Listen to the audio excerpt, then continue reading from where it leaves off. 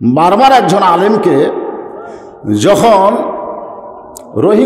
রোহিঙ্গা একজন আলেমকে যখন বার্মার জান্তারা মারতেছিল, জীবন্ত একজন আলেমকে ওরা আঘাত করতেছে, হাত কাটতেছে, চোখ উপড়াচ্ছে, তখন এই আলেমটা খালি আলহামদুলিল্লাহ আলহামদুলিল্লাহ বলতেছে। তো বার্মার জান্তারা আশ্চর্য হয়ে গেল, এই বেটা কোনো সময় এই যে কষ্টের মধ্যেও চিৎকার না দিয়ে আল্লাহর শুকরিয়া আদায় করে। কারণ কি? কারণটা হলো আলহামদুলিল্লাহ আলা কুল্লি হাল কাল রাসূলুল্লাহ সাল্লাল্লাহু আলাইহি সাল্লাম, আল্লাহ রাসূল বলেছেন তুমি যে অবস্থায় থাকো না কেন শুকর আদায় করতে হবে। কার? কারণ যখন তাকে মারতেছিল সে তখন ঈমানের অবস্থায় ছিল, আর মুমিন মুসলমান যখন ঈমানের অবস্থায় থাকে ওই সময় তাকে বেশি বেশি আল্লাহর শুকরিয়া আদায় করতে হয়। আমরা বেশি বেশি আল্লাহর শুকরিয়া এই মুহূর্তে আদায় করবো এই কারণেই যে আল্লাহ আমাদেরকে কোরআনের মাহফিলে জান্নাতের বাগানে কবুল করেছেন। যে আল্লাহ আমাদেরকে জান্নাতের বাগানে কবুল করলেন, আমরা সে আল্লাহর উপরে কি খুশি না বেজার হলাম? তাহলে জবান খুলে সমস্বরে সকলে বলবো রব্বানা লাকাল হামদ হামদান কাসীরান তাইয়িবান মুবারাকান ফীহি। আমরা প্রশংসা করলাম কার? কেন করলাম? আমি বর্তমানে 116 জন যে আলেমের তালিকা আছে তার মধ্যে 18 নম্বরে আছি। কত নম্বরে আছি? তাহলে কেমন আছি? উপায় নাই রে, উপায় নাই রে বাংলার মানুষ, উপায় নাই আলহামদুলিল্লাহ বলা ছাড়া উপায় নাই। হাসরের ময়দানে আয়াতুল কুরসি যখন পড়বেন, আল্লাহ যখন হাকিম হবে, আল্লাহর সামনে সুপারিশ করার মতন কেউ থাকবে না। মানজাল্লাযী ইয়াশফা ইনদাহু ইল্লা বিইজনিহি। আমার আল্লাহ তাআলা কঠিন হাসরের ময়দানে কেবলমাত্র আমাদের নবীকে সুপারিশ করার অধিকার দিয়ে দিবে। এজন্য একটা গান আছে, আছেন আমার মুক্তার, আছেন আমার বারিস্টার, সেই বিচারের হাইকোর্টেতে তিনি আমায় করবেন পার, আমি পাপী তিনি জামিনদার। আমাদের ভাগ্য কত ভালো, আমাদের কিন্তু কি আছে? আছেন আমার মুক্তার, আছেন আমার বারিস্টার। বারিস্টার মুক্তার বোঝেন? আল্লাহ যখন হাকিম হয়ে আমাদের বিচার শুরু করবেন, ওই সময় আমাদের নবী আমাদের পক্ষে ওকালতি করে বারিস্টারি করে আমাদেরকে জামিন করে জান্নাতে নিয়ে যাবে। এই ভাগ্য কেবলমাত্র আল্লাহ আমাদেরকে দান করেছেন বিশ্ব নবীর উম্মত হওয়ার খাতিরে। যার কারণে নবীর নাম শোনার পরে কোনো কৃপণতা করবেন না, জবান খুলে সবাইকে বলতে হবে সাল্লাল্লাহু আলাইহি ওয়াসাল্লাম। এই কারণেই প্রশংসা করলাম যে আল্লাহ আমাদেরকে মুসলমানের ঘরে মুসলমান হিসাবে কবুল করেছেন। খুশি না বেজার? এই কিছুদিন আগে হিন্দুদের একটা দুর্গা পূজা হলো না? আপনাকে মহাদীপুর হয়নি? হয়েছে তো। তা আমাদের এলাকার কিছু মুসলমান চৌকিদার ওটা আবার পাহারার দায়িত্ব পাচ্ছিল। তা আমি একজন চৌকিদারকে বললাম, পাহারা কেন দিলা? বলে হুজুর পাহারা দেওয়ার কারণ হলো আপনাদের জন্য। আমি বললাম আমাদের জন্য কেন পাহারা দিলা? বলে আপনারা জানেন না বর্তমান সরকারের কিছু কিছু ধারণা যে এগুলা হয়তো হিন্দুরা 10 তারিখে ভাঙ্গার আগে মুসলমানেরা ভাঙতে পারে। আসলে মূর্তি কি ভাঙ্গার জন্যে না গড়ার জন্যে? এই কথা কয় না কেন, ভাঙ্গার জন্যে না গড়ার জন্যে? ওরা কিন্তু 10 তারিখে ভাঙে না? ভাঙবার না আসলে লাত্তি দিয়ে ভাঙে। তো একজন চৌকিদার বলল, হুজুর আমরা তো ওখানে যে কয়েকদিন পাহারা দিছি আমাদের খাওয়ার কোনো সমস্যা নেই, আমাদেরকে তো খাবার দেই। আবার ওই যেগুলো হাত আলা আছে 10 হাত 2 হাত 4 হাত, এই হাত আলার আগে আবার ওর প্রসাদ দিয়ে যায়। তা আমরা খাইতে খাইতে তাকায় দেখি ওই জায়গাতে আমরা কেউ ছিলাম না, একটা কুকুর এসে এই প্রসাদগুলো খাচ্ছে। ধরে কোন কে খাচ্ছে? কথা কয় না। কুকুর এসে খাচ্ছে, কিন্তু তার 10 হাত ওই কিছুই করবার পারতেছে না, কিছুই করতেছে না। 10 তারিখে তাদেরকে আবার ভাঙলো, ওই মূর্তিগুলো আবার ভাঙলো। এই যে ভাঙ্গা গড়ার ধর্মে আল্লাহ আমাদেরকে কবুল না করে আমাইয়াবতাগি গায়রাল ইসলাম দীনান ফালান ইউকবালা মিনহু। আল্লাহ কোরআনে বলেছেন ইসলাম ছাড়া অন্য কোনো ধর্ম কেউ যদি গ্রহণ করে লা ইউকবালা মিনহু, সেইটা কবুল করা হবে না। আল্লাহ আমাদেরকে বিনা দরখাস্তে মুসলমানের মধ্যে কবুল করাতে আপনারা খুশি না বেজার হলেন? তাহলে জবান খুলে আর একবার বলি আলহামদুলিল্লাহ। নিদানে আখেরাতে তরাইতে পুলসিরাতে কান্ডারি হইয়া নবী পার করিবেন সেই তরণী। সবাই বলেন নবী মোর পরশমণি, নবী মোর সোনার খনি, নবী নাম ভাবে যেদিন সেই তো দোজাহানের ধনী। আমরা সেই নবীর উম্মত হতে পারলাম, খুশি না বেজার? এই জন্য আর একবার আল্লাহর শুকর আদায় করি আলহামদুলিল্লাহ। যেই পবিত্র কোরআন থেকে আপনাদের সামনে আলোচনা হবে সেই কালামুল্লাহ থেকে একটা আয়াত আমি আপনাদের সামনে তেলাওয়াত করেছি। একটু ধৈর্য নিয়ে একটু কথাবার্তা বন্ধ করে আলোচনা শুনতে হবে। এক জায়গায় বলা হয়েছে ওয়াইজা কুরিয়াল কোরআন ফাসতামিউ লাহু ওয়া আনসিতু লাআল্লাকুম তুরহামুন। যখন কোনো কারি সাহেব কোরআন পড়বে, এই কোরআন পড়ার সময় তোমরা চুপ থাকবে। কি থাকবে? চুপ থাকবে। কারণ যে ব্যক্তি কোরআন পড়ল এবং যারা চুপ থেকে শ্রবণ করলো, আল্লাহ উভয়ের উপরে রহমত নাজিল করবে। তাহলে সেই কোরআনের দাম আছে না নাই? বক্তা যখন কোরআনের আয়াত তেলাওয়াত করবে আপনার চুপ থাকবেন। যখনই কোরআনের আয়াত তেলাওয়াত শেষ হবে তখন ওয়াইদা তুলিয়াত আলাইহিম আয়াতুহু জাদাতুহুম ঈমানান। কোরআনের কারণে আল্লাহ যেমন ঈমান বাড়াই দিল, এই কারণে আপনারা বলবেন আল্লাহু আকবার। সেটা তো আমি বলছি, এটা আমাকে বলা লাগে। আমি লাগাতর বোঝেন না, 33 বছর হলে এই মাহফিলে কাজ করতেছি।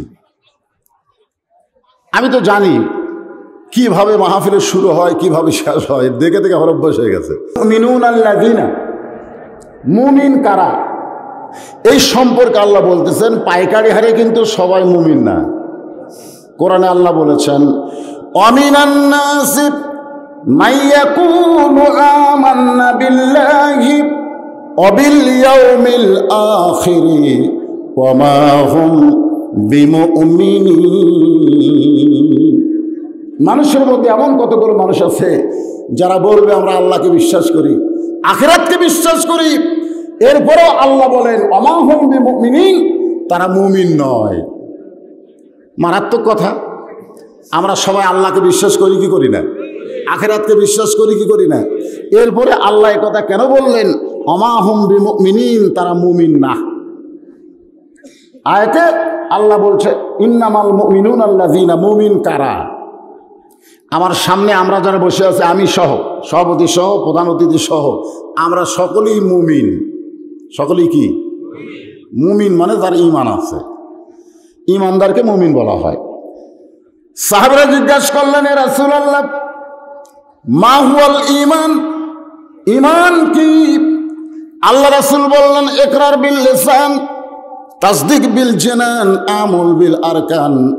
এর নাম হলো ঈমান। এখানে 3টা কথা আছে ভাইজান, খুব মনোযোগ দিয়ে শুনবেন। 1 নম্বর হলো ইকরার বিল লিসান, লা ইলাহা ইল্লাল্লাহ, এটা জবানে বলতেই হবে। তাসদিক বিল জানান, এটা কলিজার মধ্যে জায়গা দেওয়া লাগবে। আপনি যখন ঈমান গ্রহণ করবেন তখন আপনার উপর নানা রকম বিপদ আপদ মুসিবত আসবে।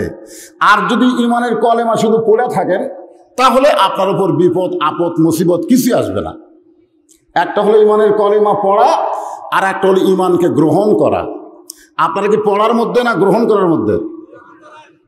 যখন ঈমান গ্রহণ করবেন আল্লাহ বলেছেন ওয়ালা নাবলুওয়ান্নাকুম বিশাইয়্যিম মিনাল খাউফি ওয়াল জুই ওয়া নাকসিম মিনাল আমওয়ালি ওয়াল আনফুসি ওয়াস সামারাতি ওয়া বাশশিরিস সাবিরিন।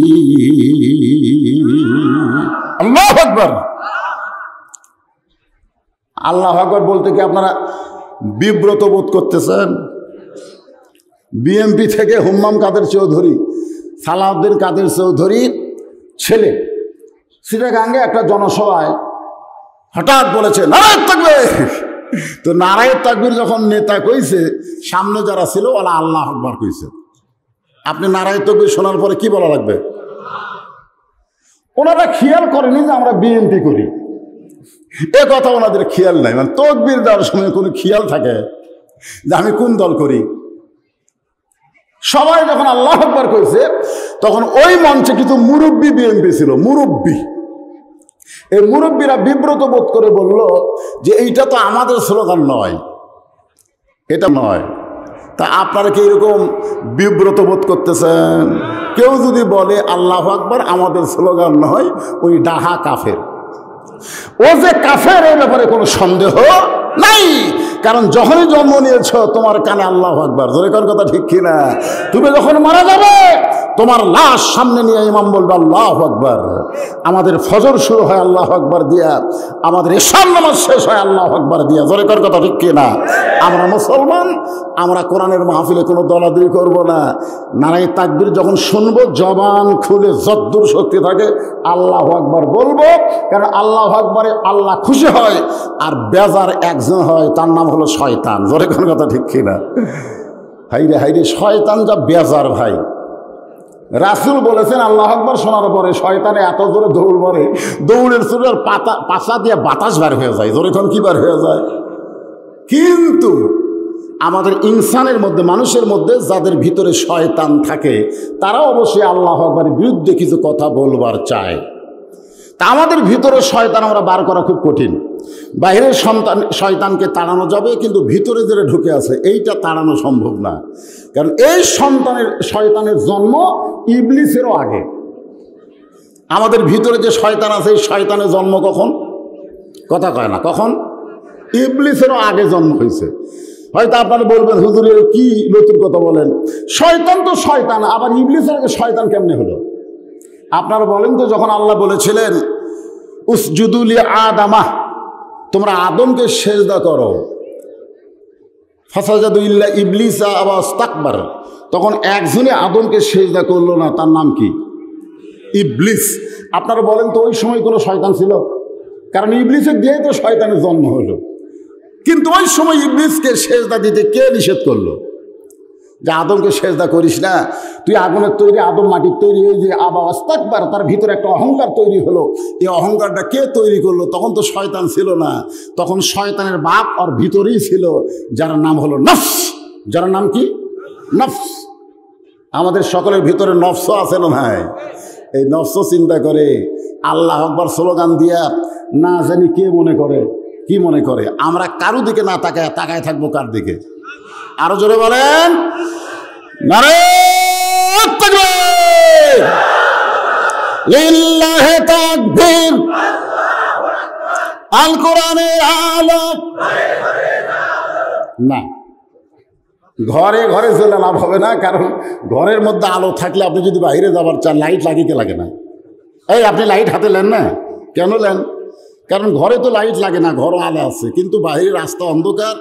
এই জন্য রাস্তার অন্ধকারকে দূর করতে গেলে যেমন লাইট লাগে, সমাজের সমস্ত অন্ধকার দূর করতে গেলে আল্লাহর কোরআন নামক লাইটের দরকার আছে না? এই জন্য ভাই বলবো, আল কোরআনের আলো সব জায়গা, কোনো জায়গা বাদ দিয়ে রাখলে হবে না। বাংলাদেশের সব জায়গায় আল্লাহর কোরআনের আলো ঢোকানোর দরকার আছে না নাই? আল কোরআনের আলো, কোরআন হাদিস যেখানে, দুনিয়ার মুসলমান লিল্লাহি তাকবীর। এখন আসেন, ঈমান কি? রাসূল তিন ভাবে ব্যাখ্যা করলেন। একটা হলো জবানে বলতে হবে লা ইলাহা ইল্লাল্লাহ, শুধু জবানে বললে হবে না, কলিজার মধ্যে জায়গা দেওয়া লাগবে। যখন আপনার ঈমানকে কলিজার মধ্যে সেট করবেন, তখন আপনি হলেন ঈমান গ্রহণকারী। কারণ যুদ্ধের সময় আমার এলাকার অনেক হিন্দুরা লা ইলাহা ইল্লাল্লাহ কলমা পড়ছে যুদ্ধের সময়। ছেলে পেলে যুবক যারা আর বুঝবে না, যাদের জন্ম ৭১-এর আগে তারা বুঝতেছে। আমার এলাকার যত হিন্দু ছিল, মুসলমানের চাইতে ওরা ৯ মাস কলেমার জিকির বেশি করছে। কোন আর্মি দেখলেই বলতো লা ইলাহা ইল্লাল্লাহ, লা ইলাহা ইল্লাল্লাহ, তখন তারা বলতো বিলকুল ঠিক হয় যা।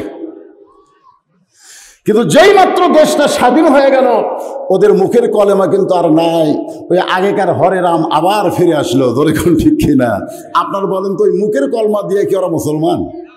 আজকে আমাদের বাংলাদেশে অনেক মুসলমান আমরা আছি, কলেমা শুধু পড়ি কিন্তু কলেমা গ্রহণ করিনি। কলেমা গ্রহণ করার শর্ত হলো আমল বিল আরকান, তার ভিতরের কলেমাটা প্রকাশ পাবে আমলের মাধ্যম দিয়া।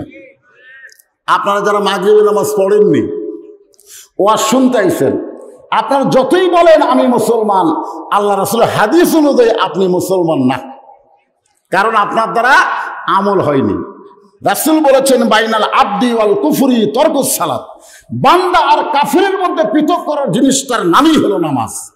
যারা মাগরিবের নামাজ পড়েছে তারা হলো আল্লাহর বান্দা, ফাদখুলি ফি ইবাদি ওয়াদখুলি জান্নাতি। তারা শুধু মসজিদের মধ্যে ঢোকে নাই, আল্লাহুম্মা ইফতাহলি আবওয়াব রাহমাতিকা এই দোয়া পড়ে তারা জান্নাতের মধ্যে ঢুকে গেছে। জোরে কর সুবহানাল্লাহ। সবচাইতে নিরাপত্তার জায়গার নাম কি?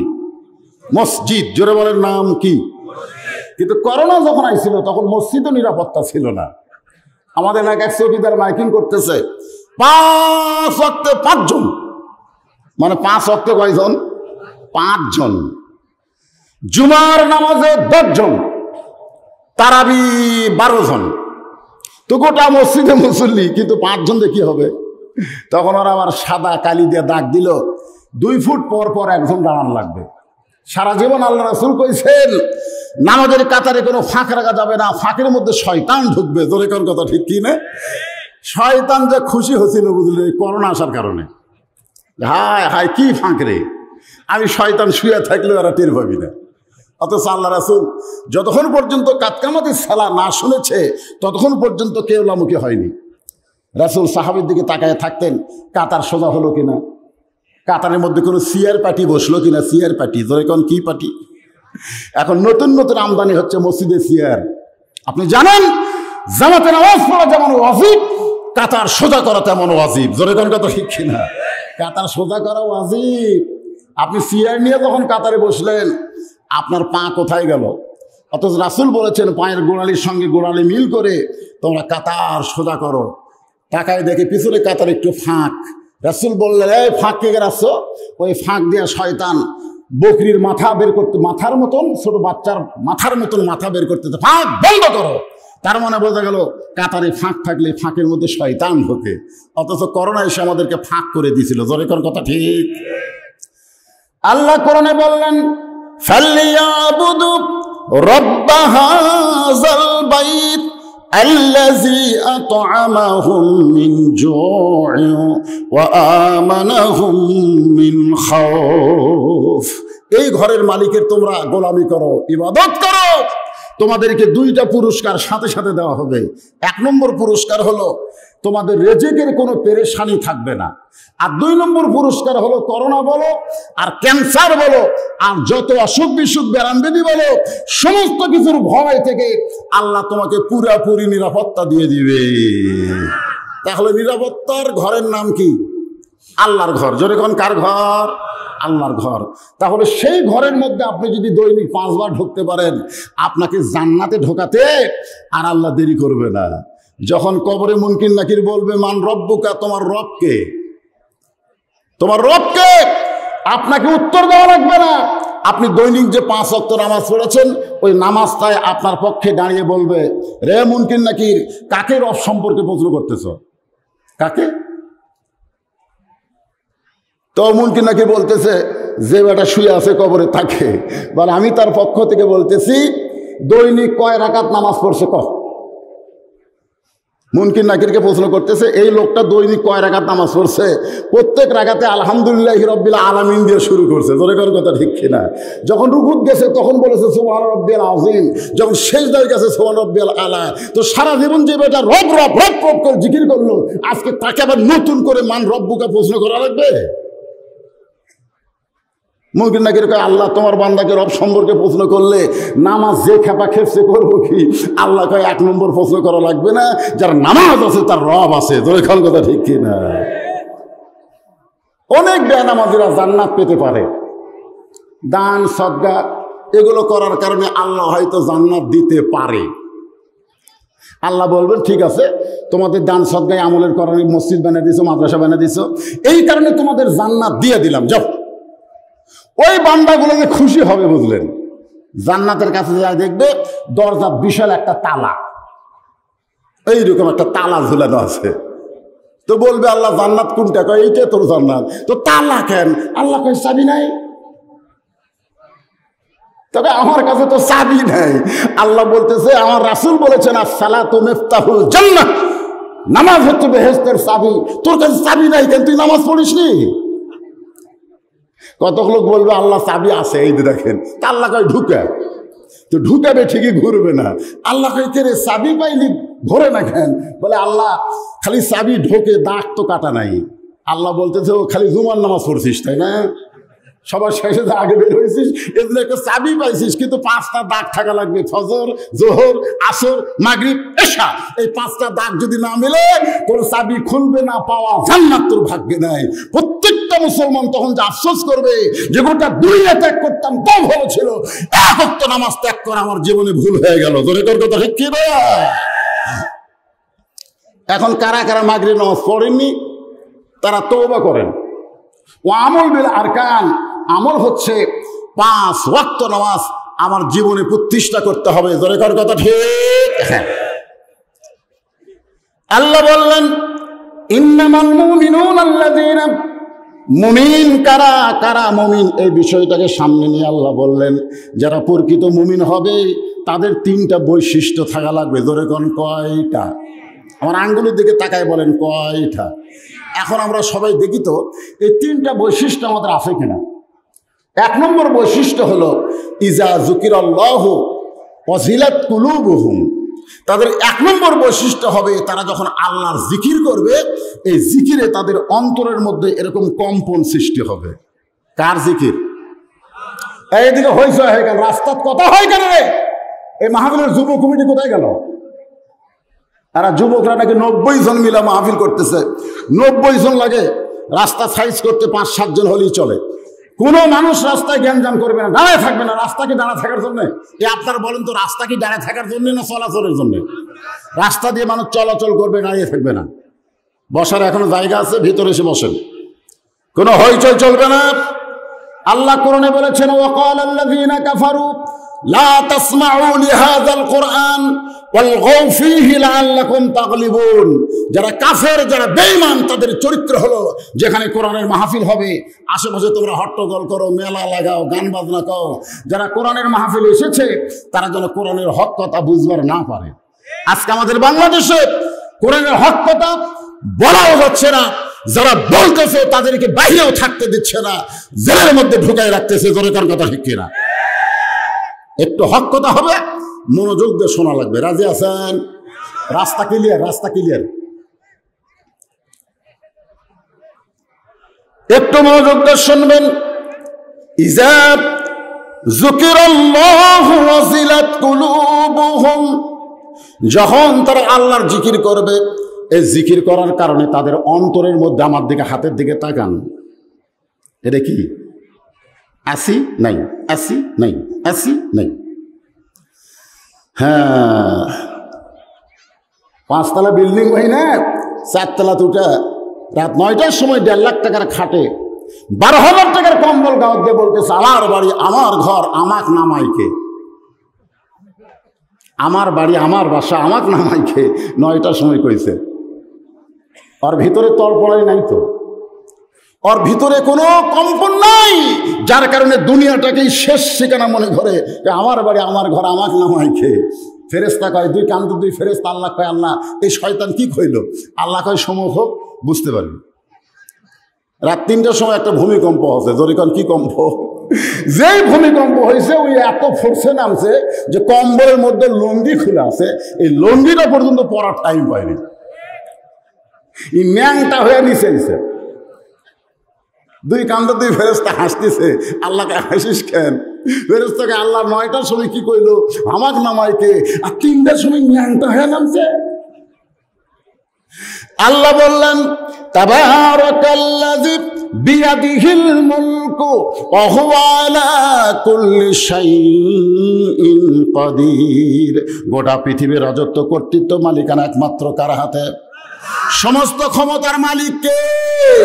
প্রকৃত মুসলমান মুমিন যারা হবে তাদের অন্তরের মধ্যে তড়ফড় করবে, যে কোনো সময় আমাকে যাওয়া লাগবে, এই দুনিয়া থাকার জায়গা না, এই দুনিয়া থেকে আমাকে যাইতে হবে। ঠিক, এটাই কিন্তু একটা বড় জিকির। দুনিয়াতে আসার পরে যারা যাওয়ার চিন্তায় থাকে, দুনিয়াতে আসার পরে যারা যাওয়ার চিন্তায় থাকে, তাদের দ্বারা কোনোদিন অকাম বদকাম দুর্নীতি হবে। আজকে বাংলাদেশে যারা দুর্নীতি করতেছে, লক্ষ কোটি টাকা বিদেশে পাচার করতেছে, ওদের ধারণা ওদের জান্নাত আছে। ওদের ধারণা হলো দেশে কোনো গ্যাঞ্জাম লাগে বিদেশে যাবো রে। আর মুসলমান বলবে যত প্রকার গ্যাঞ্জাম হোক আর যাই হোক, দুনিয়া থেকে আমরা জান্নাতে যাবো। জোরে কোন কথা ঠিক কিনা? যারা প্রকৃত মুসলমান, যাদের অন্তরের মধ্যে কম্পন সৃষ্টি হয়, তারা দুনিয়া থেকে জান্নাতে যাবার চায়। আর যারা কম্পন সৃষ্টি হয় না, তারা বাংলাদেশ থেকে আর একটা দেশে যাবার চায়। একটু মনোযোগ দিবেন। ওয়াজিলাত কুলুবুহুম, তাদের অন্তরের মধ্যে কম্পন সৃষ্টি হবে।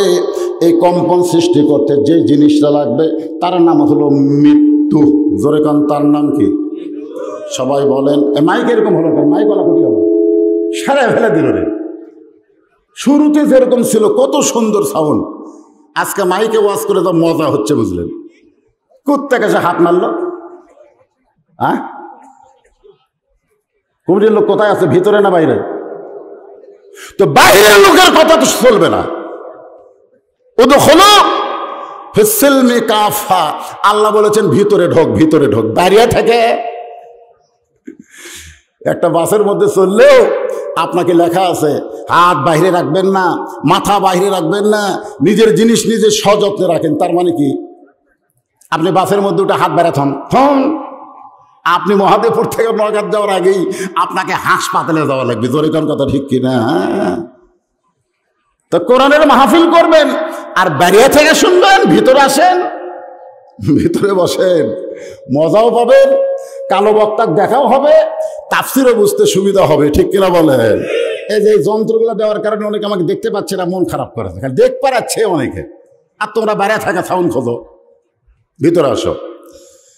যে কথা বলতেছিলাম, ওয়াজিলাত কুলুবুহুম, অন্তরের মধ্যে কম্পন সৃষ্টি হবে। সেই কম্পনের এক নম্বর হলো মৃত্যু। জোরে করে, এক নম্বর কি? সকলে আমার সঙ্গে বলেন, মিনহা খালাকনাকুম। একেবারে সাউন্ড আবার কমে গেছে। মিনহা খালাকনাকুম ওয়া ফিহা নুয়িদুকুম ওয়া মিনহা নুখরিজুকুম তারাতান উখরা। কে বলে মানুষ মরে, মানুষ মরিলে তবে বিচার হবে কার? কে বলে মানুষ মরলে বিচার হবে? তোমার পঞ্চ আত্মা পঞ্চরূহ হিসাবেতে দেখা যায়, একেতে দুইয়েরই জনম, পরমাত্মার মরণ নাই। কে বলে মানুষ মরে, মানুষ মরিলে বিচার হবে কার? তার মানে আমাদের বুঝতে হবে, মরে যাওয়া মানে কি? ফুরে যাওয়া।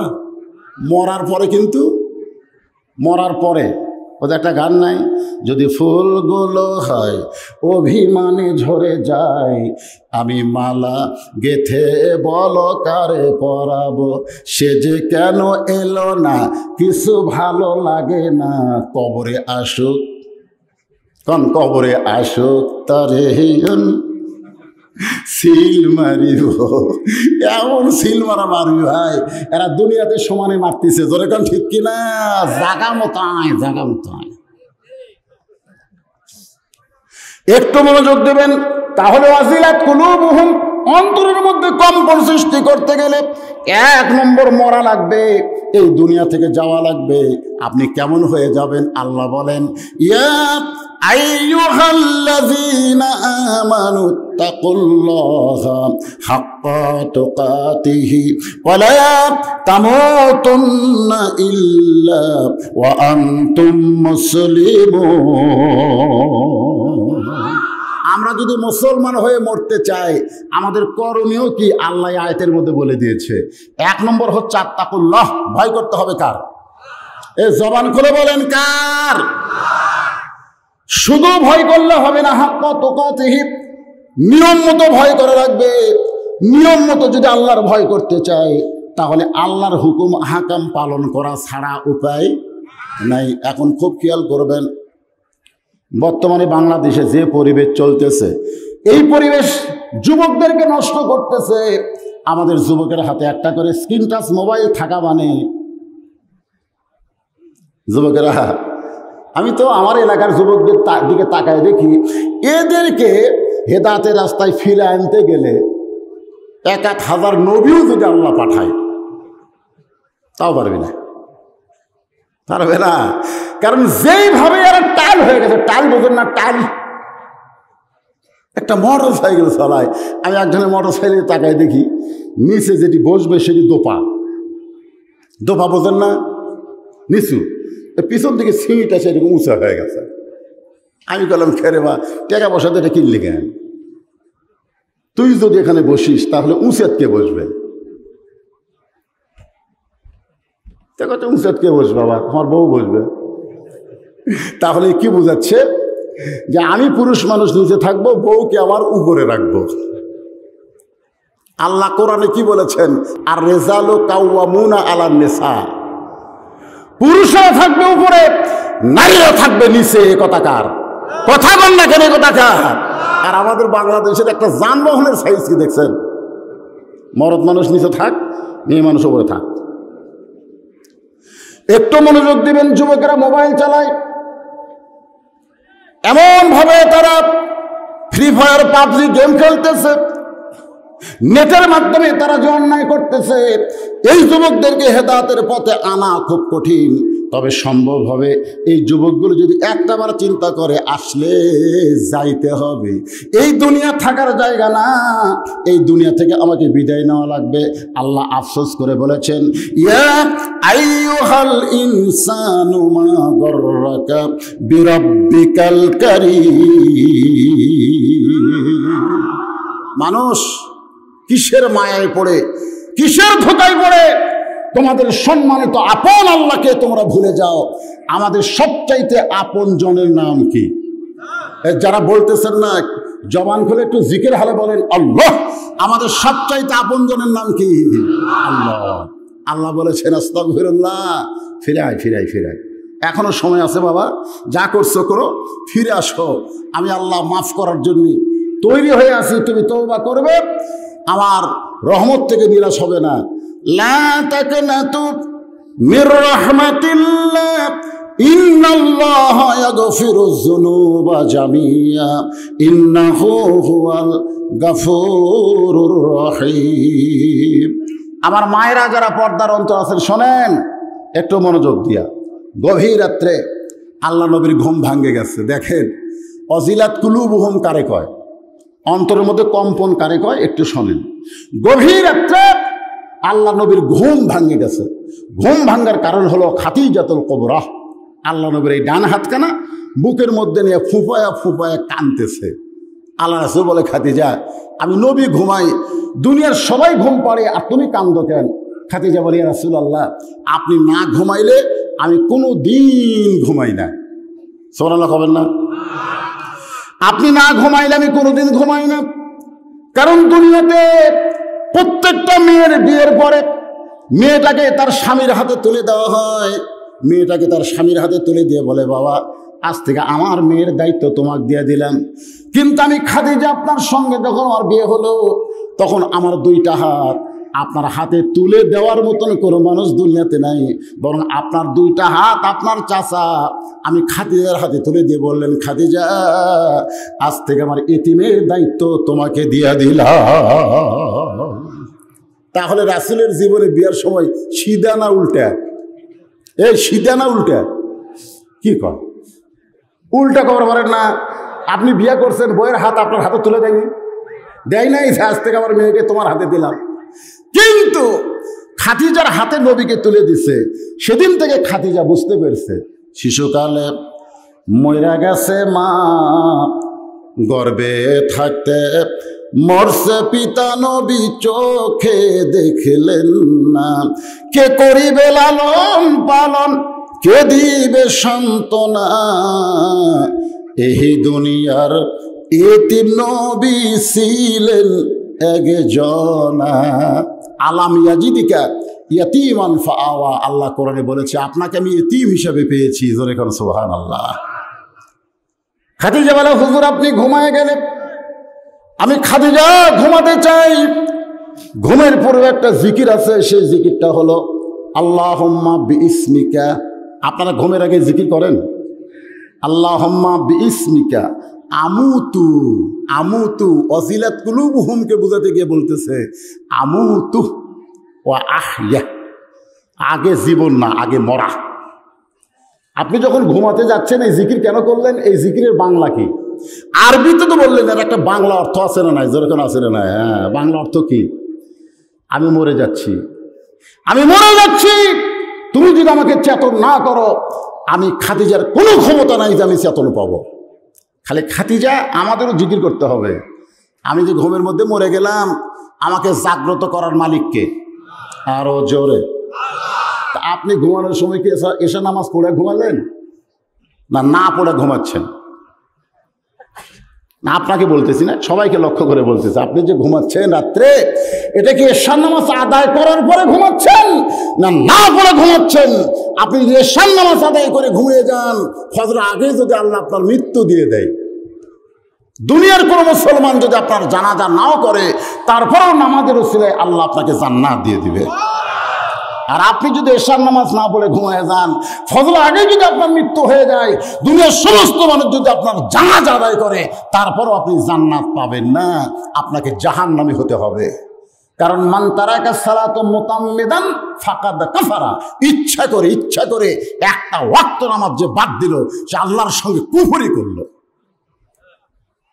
দুই একজন নাউজুবিল্লাহ কয়, বাদ বাকি কথা কয় না কে রে? ইমানের শেষ স্তর কি? আমল বিল আর কান, আমল বোতা লাগবে তো। লা সালাতা লা ঈমান, আর নামাজ নাই তার ঈমানই নেই, ওর আবার ঈমানের ওয়াজ করে কি হবে? খাদিজাতুল কুবরা বলে রাসূলুল্লাহ, এই আমুদুর শব্দ যখন উচ্চারণ করেছি, সঙ্গে সঙ্গে অন্ধকার কবর আমার সামনে হাজির হয়ে গেছে। আমি যেন দেখতে পাই সর্বশেষে যেই ব্যক্তি কবরের ঘরে যাবে, ওই ব্যক্তিকে 50,000 বছর কবরে থাকা লাগবে। কত বছর? যেই বাড়ি সুন্দর করে তৈরি করতেছেন, টাইলস ফাইলস লাগায় বলতেছেন মাশাআল্লাহ, আমার একটা বাড়ি রে। সবাই যাচ্ছেন বলতেছে কার বাড়ি রে, কার বাড়ি রে? এই বাড়িতে কয়দিন থাকবেন? কতক্ষণ কয়দিন থাকবেন? 50 বছর? কোনো গ্যারান্টি নাই। কিন্তু কবরের বাড়িতে আপনাকে 50,000 বছর থাকা লাগবেই। রাসূল বলেছেন সর্বশেষে যে ব্যক্তি কবরে যাবে তাকে থাকা লাগবে 50,000, যে আগে গেছে তার তো আরো হিসাব নেই। তাহলে 50,000 বছর যদি কবরে থাকা লাগে, একটা বার চোখ বন্ধ করে দেখেন তো জানলা কয়টা? দেখেন, চোখ বন্ধ করে দেখেন। বালিশ আছে? কম্বল আছে? দরজা নাই, জানলা নাই, কম্বল নাই, বালিশ নাই, আলো নাই। অন্ধকার কবরে 50,000 বছর কেমনে থাকবো গো নবী? সেই কবরকে সামনে নিয়ে আমি ছোট বাচ্চার মতন কাঁদতেছি, আমার চোখের মধ্যে কোনো ঘুম আসতেছে না। আল্লাহ নবী খাদিজার কবরে চুমু দিয়ে বললেন, খাদিজা, ওই আল্লাহর শপথ করে বলতেছি, ঈমান গ্রহণ করার পরে আপনি আল্লাহর সঙ্গে যে আমলের মাধ্যমে সম্পর্ক করেছেন, তার মানে বোঝা গেল ঈমান গ্রহণ করার পরে আল্লাহর সঙ্গে সম্পর্ক করতে গেলে লাগবে তার আমল। জোরে কোন কি লাগবে? আল্লাহ কোরআনে বললেন, ওয়াল আসরি ইন্নাল ইনসানা লাফি খুসর ইল্লাল্লাযিনা আমানু। 1 নম্বর হলো ঈমান, 2 নম্বর হলো ওয়া আমিলুস সালিহাত। নবী বলেন, খাদিজা, আপনি যে নেক আমল করেছেন, আপনি অন্ধকার কবরে গেলে কি হবে? আল্লাহ আপনার কবরকে জান্নাত বানায়া দিবে। তাহলে কি বুঝলেন? 50,000 কবর বছরের কবর যদি আল্লাহ জান্নাত বানায় দেয়, তাহলে কোনো সমস্যা আছে? 1 লক্ষ বছর থাকলে সমস্যা আছে? 1 কোটি বছর থাকলে সমস্যা আছে? তার মানে বোঝা গেল সকলের জন্য কবর থাকবে না, ঈমান গ্রহণ করার পরে আল্লাহর সঙ্গে যারা সম্পর্ক স্থাপন করবে তাদের কবরকে আল্লাহ জান্নাত বানায় দিবে। রাসূল তাকায় দেখে খাদিজার চোখের পানি বন্ধ হয়নি। অজিলাত কুলুবুহুম, অন্তরের মধ্যে তখনও এরকম করতেছে। আল্লাহ রাসূল বলে, খাদিজা, আমি আপনাকে এত বড় সুসংবাদ দিলাম যে আল্লাহ আপনার কবর জান্নাত বানায় দিবে, এরপরেও কি আপনার চোখের পানি বন্ধ হবে না? খাদিজা বলেন, ইয়া রাসূলুল্লাহ, আপনার কথা আমার বিশ্বাস হয়, কিন্তু আপনার কাছে যদি আমি কিছু চাই আপনি কি আমার দিবেন না? রাসূল 3 বার বললেন, নাউজুবিল্লাহ, নাউজুবিল্লাহ, নাউজুবিল্লাহ। ঈমান কাক কয় দেখেন, আল্লাহ রাসূল 3 বার নাউজুবিল্লাহ কইলেন। খাদিজা চমকে গিয়ে বলে, হুজুর, আমি আপনার কাছে কিছু চাই, এ কথা শুনে আপনি 3 বার নাউজুবিল্লাহ বললেন কেন? রাসূল বলেন, ঈমানের শর্ত হলো আল্লাহ ছাড়া অন্য কারো কাছে চাওয়া যাবে। থেকে প্রমাণ হয়ে গেল আল্লাহ ছাড়া নবীর কাছেও চাওয়া যাবে। তাহলে পীর সাহেবের কাছে, মাজারে, নিয়ামতপুর যে লাল তেনা বাঁধে, আমি জিগাতলা দিয়া, ওই যে আপনার শিবগঞ্জের রাস্তা দিয়ে জিগাতলা যাচ্ছিলাম, যাওয়ার সময় দেখি এক গাছত খালি লাল কাপড় বাঁধতে হচ্ছে, লাল কাপড়। যাই কোনো বিপদে পড়ে ওখানে লাল কাপড় বাঁধলেই নাকি বিপদ চলে যায়। আপনারা বলেন তো, যারা ওখানে লাল কাপড় বাঁধিছে ওর কি ঈমান আছে? কথা কন না, ঈমান আছে? ঈমান নাই, কারণ আল্লাহ ছাড়া নবীর কাছেই চাওয়া যাবে না, চাইতে হবে কেবলমাত্র আল্লাহর কাছে। আল্লাহ বলতেছেন, ইজা যুকিরাল্লাহু ওয়াজিলাত কুলুবুহুম, 1 নম্বর বৈশিষ্ট্য হলো আল্লাহর জিকিরে তাদের অন্তরের মধ্যে কম্পন সৃষ্টি হবে। সাহাবারা বললেন, মা হুয়া জিকির, ওগো আল্লাহর নবী, সেই জিকিরটা কি? আল্লাহ রাসূল বললেন, জিকিরটা আমি বলবো না, আল্লাহ বলতেছেন, ইন্না নাহনু নাযালনা যিকরা ওয়া ইন্না লাহু লাহাফিজুন। এটা এমন একটা জিকির আল্লাহ আমাদের প্রতি নাজিল করেছে, যে জিকির হেফাজতের দায়িত্ব স্বয়ং আল্লাহ নিয়েছে। এটা এমন একটা জিকির, যে জিকিরের দায়িত্ব, হেফাজতের দায়িত্ব কার হাতে? আল্লাহর হাতে। আজকে বাংলাদেশে যেগুলো জিকির হয়, এগুলো জিকিরের তো কোনো ঢপ নাই। এক এক তরিকায় এক এক রকম জিকির, এক এক তরিকা। আপনি যদি চিশতিয়ায় যান, সেখানে এক ধরনের, কাদরিয়াতে এক ধরনের, নকশাবন্দিয়া আর এক ধরনের, এক এক তরিকার এক এক জিকির। আপনারা বলেন তো, মূলত তরিকা কয়টা? এই নবীর উম্মতেরা, মূলত তরিকা কয়টা? আল্লাহ কোরআনে বলেছেন, আতিউল্লাহ ওয়া আতিউর রাসূল ওয়া আতিউ উলিল আমরি মিনকুম। আল্লাহ বলে নাই, এখানে আল্লাহ বলেছে ওয়া উলিল আমরি মিনকুম। খুব খেয়াল করবেন, আল্লাহ কেন এভাবে বললেন? আল্লাহ বললেন আতিউল্লাহ ওয়া আতিউর রাসূল, আল্লাহ আনুগত্য করো, নবীর তরিকা মোতাবেক চলো। ওয়া উলিল আমর, তোমাদের যারা নেতা হবে তাদেরকে তোমরা মানো। কতক্ষণ মানবা? যতক্ষণ তোমাদের আমির আল্লাহ এবং রাসূলকে মানবে। আজকে পীর সাহেবকে আমরা মানি কতক্ষণ? মসজিদের ইমামকে আমরা মানি কতক্ষণ? ইমাম যদি আসরের নামাজে 3 রাকাতে বসে থাকে, একটা মুসল্লি তো আমরা মানি না। কারণ আমরা জানি আসরের ফরজ 4 রাকাত। কি কোন জানি কি জানি না? আজকে ইমাম সাহেব দাওরা পাস, টাইটেল পাস, একদিন 4 রাকাত পড়াছে। আজকে স্বৈরাচারী বোঝেন না? ক্ষমতা যাওয়ার পরেও যারা ক্ষমতার চেয়ার ছাড়ে না, এরা হলো 1 নম্বর স্বৈরাচারী। জোরে কোন কথা ঠিক কি না? তো ওরে আমরা নেতা বানাইছি দেখে তুমি ইচ্ছা মতো নামাজ পড়াবা। এতদিন 4 রাকাত পড়াছে, আজকে স্বৈরাচারী হয়ে 3 রাকাত বসে আছে। 4 নম্বর কাতার থেকে অটো ভ্যান চলায়, ও আবার জানে আসরের ফরজ কয় রাকাত। 3 রাকাতে ইমামকে বসা দেখে, নেতাকে 3 রাকাতে বসা দেখে ওই 4 নম্বর থেকে চিৎকার দিয়ে উঠছে, আল্লাহু আকবার, আল্লাহু আকবার। ইমাম মনে মনে কয়, তুই যতই চিল্লা আমি উঠব না। আপনারা এখন বলেন, মসজিদের সমস্ত মুসল্লি ভ্যানালার পক্ষে না ইমামের পক্ষে? কেন ভ্যানালার পক্ষে? তোমাকে আমরা ততক্ষণ ইক্তেদা করব তুমি যতক্ষণ আল্লাহ রাসূলকে মানবা। আল্লাহ রাসূল নামাজ 4 রাকাত, তুমি 3 রাকাতে বসবা, আমরা তোমাকে নেতা মানবো না, রহমা দিয়ে তোমাকে খাড়া করে দেবো। জোরে কোন কথা ঠিক কি না? আমরা পীর সাহেবকে মানবো ততক্ষণ, পীর নবীর তরিকা মোতাবেক থাকবে যতক্ষণ। জোরে কোন কথা ঠিক কি না? পীরের মধ্যে নবীকার তরিকা নাই, বুঝবেন এটা ভণ্ড। কতক্ষণ এটা কি ঠিক? এটা হলো ভণ্ড। আমার মায়েরা, বোনেরা, পর্দার অন্তরে যারা বসে আছেন, আপনাদের কথা এখান থেকে শোনা যায় মা। আল্লাহ কোরআনে বললেন অকরনা ফি বুয়ুতিকুন্না ওয়ালা তাবাররাজনা তাবাররুজাল জাহিলিয়াতিল উলা। আমার মেয়েদের জন্য বলতেছি। এ দেখেন মায়েরা চিল্লাচিল্লি করতেছে, মায়েরা চিল্লাচিল্লি করতেছে। খাদিজাতুল কুবরা একদিন নবীকে বললেন, ইয়া রাসূলুল্লাহ, যে কোনো সময় আমার মৃত্যু হবে, আমার জন্য কি খুশির কোনো খবর আছে? আল্লাহ রাসূল বললেন, খাদিজা, তোমার জন্য খুশির খবর হলো এই দুনিয়াতে 10 জন পুরুষকে আল্লাহ জান্নাতের সার্টিফিকেট দিয়েছে। আজ থেকে শোনো, 10 জন নারীকেও আল্লাহ জান্নাতের সার্টিফিকেট দিয়েছে। পুরুষের মধ্যে 1 নম্বর হলো আবু বকর, আর নারীদের মধ্যে 1 নম্বর হলো খাদিজাতুল কুবরা। জোরে গান সুবহানাল্লাহ। সঙ্গে সঙ্গে খাদিজা মুচকি মুচকি হাসে। রাসূল বলে, খাদিজা হাসতেছেন কেন? বলে, হাসার কারণ হলো এতদিন পর্যন্ত এই খবর আমি জানতাম না, আজকে যখন জানতে পারলাম নারীদের মধ্যে খাদিজা 1 নম্বর জান্নাতি।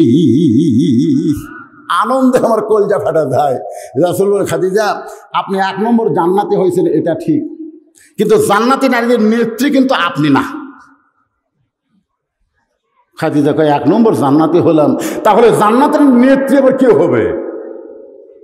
আল্লাহ রাসূল বললেন, জান্নাতের নারীদের নেত্রী হবে আপনার কলিজার টুকরা ফাতেমা। সুবহানাল্লাহ কয় না রে? সুবহানাল্লাহ কয় না রে? কি জিকির জানেন? একবার সুবহানাল্লাহ কইলে আপনার নামে জান্নাতে একটা গাছ আল্লাহ লাগিয়ে দিবে, আপনার নামে। বিশ্বাস হয় না?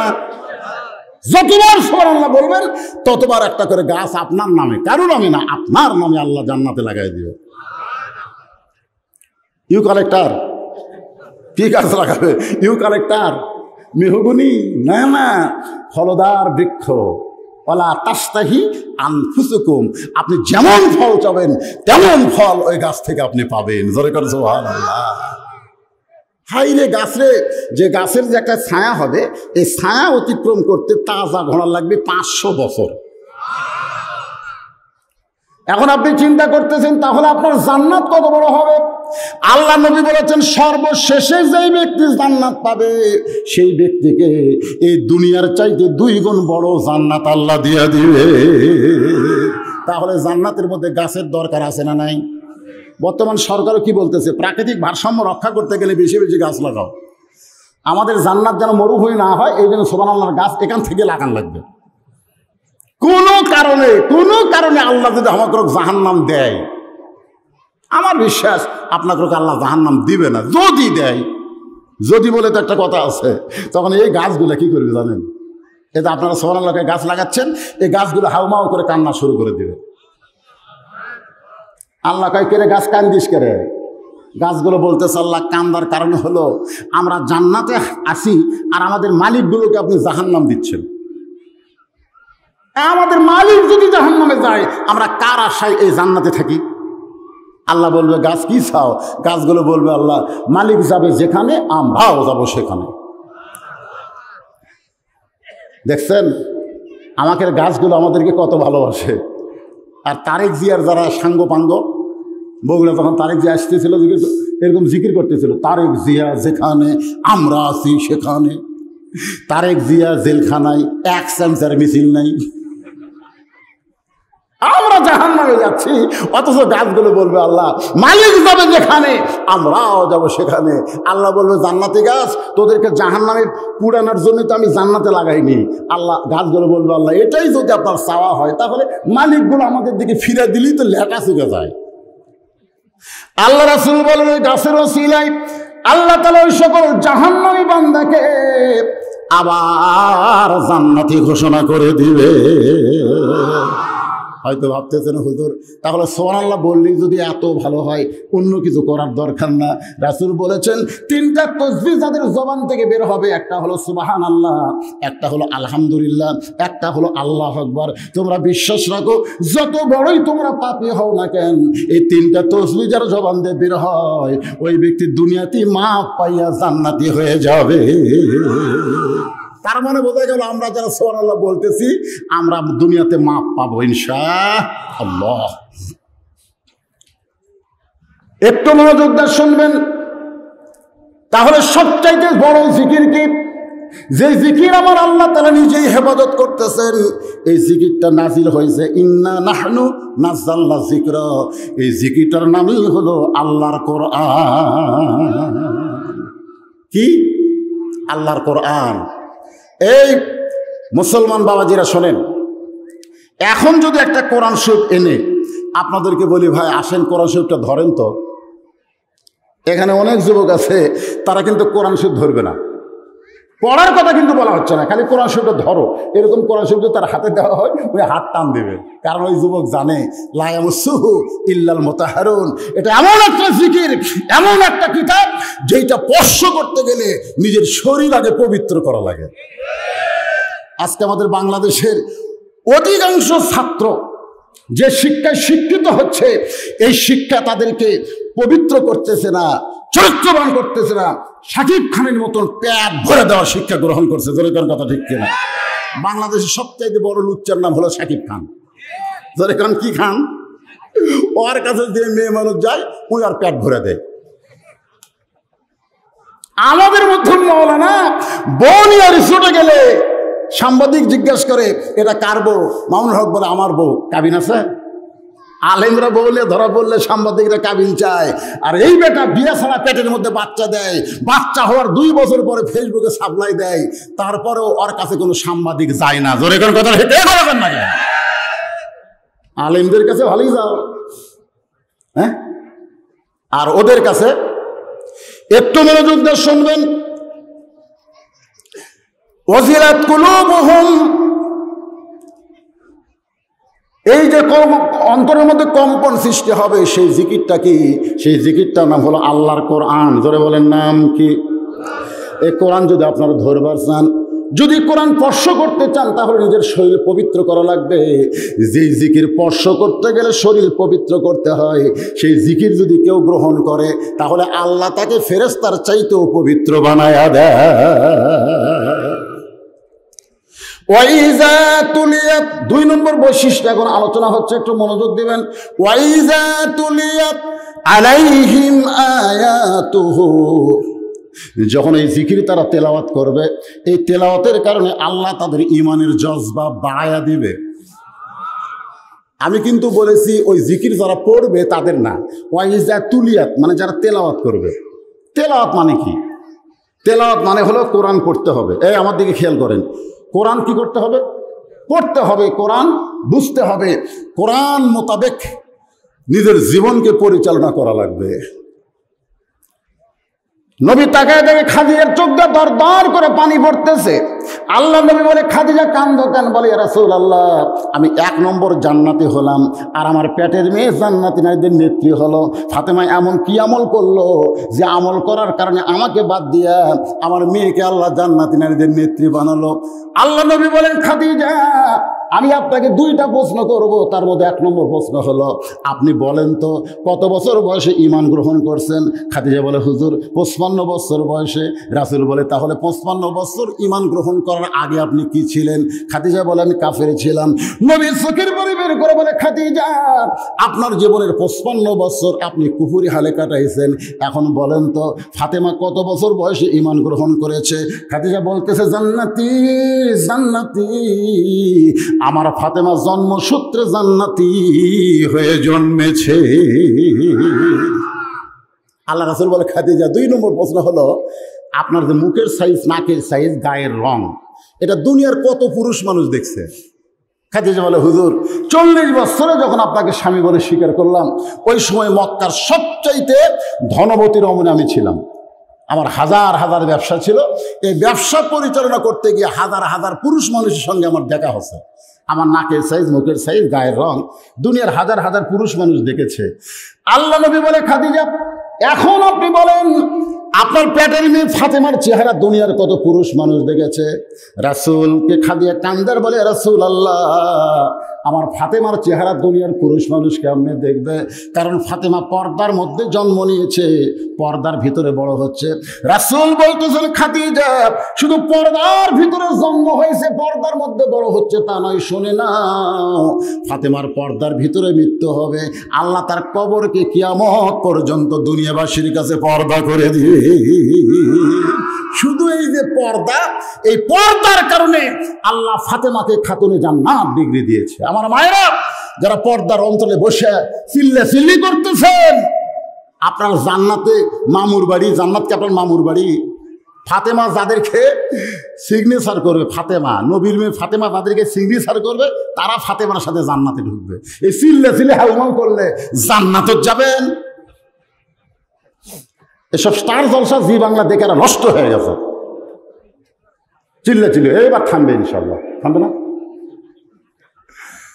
মায়েরা চুপ করে, আমার মাইককে ওদের দিকে দেয়নি নাকি? দেয় একেবারে চুপ করেন। যে মেয়েরা চিল্লাচ্ছে ওদের স্বামীরা জান্নাতে যেতে পারবে না, জানেন? আল্লাহ রাসূল বলেছেন, আদ-দায়ুসু লা ইয়াদখুলুল জান্নাহ, দায়ুস কোনোদিন লা ইয়াদখুল, জান্নাতে প্রবেশ করবে না। সাহাবারা বললেন, ইয়া রাসূলুল্লাহ, দায়ুস কোন নারী? আল্লাহ রাসূল মুস্কি হাসিতে বললেন, দায়ুস কোনো নারী না, দায়ুস হলো সকল পুরুষ যাদের অধীনে নারীরা পর্দা করে না। যার বউ চিল্লাচ্ছে আল্লাহ আগে স্বামী ধরবে। আদমকে যখন জান্নাত থেকে বাইর করে দেয়, আদম কি করেছিল? আল্লাহ আমার তো কোনো দোষ নাই, আমি গন্ধম গাছের কাছে যাইনি, ফল আমি খাইনি, হাওয়া যে আমাকে ফল খিলেছে আমি জানবার পারিনি। যখন জানবার পারছি শরবতে ফল আছে, তখন গলার মধ্যে হাত ঢুকে রক্ত বমি করছি। এখন বলো আল্লাহ আমার দোষ কোথায়? আল্লাহকে, আদম তোমার কোনো দোষ নেই, কিন্তু হাওয়া তোমার কে হয়? আদমকে আল্লাহ, হাওয়া তোমার বউ হয়। তা হাওয়া গন্ধম গাছের কাছে কখন গেল? তুমি তখন কোথায় ছিলে? আমি তো খেয়াল করিনি আল্লাহ। হাওয়া শয়তানে যে ওয়াজ শুনলো, শয়তান যে কইলো এই গন্ধম খাইলে জান্নাত ছাড়া লাগবে না, তখন তুমি কোথায় ছিলে?